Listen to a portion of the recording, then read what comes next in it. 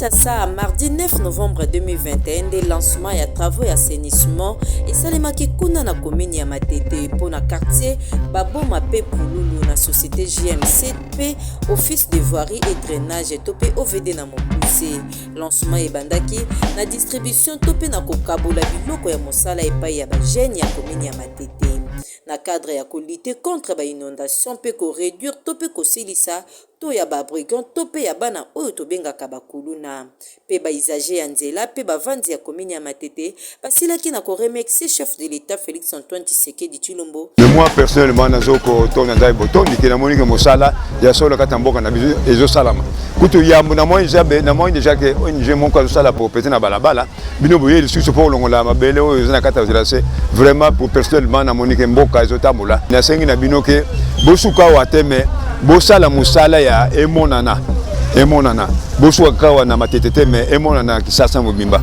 ba renforcer lisusu ba biloko ba borno oyo ezo zipasiterasi parce que so tikalika polele boy okomona tango mbule zoya ekozonga lisu ndenge ezali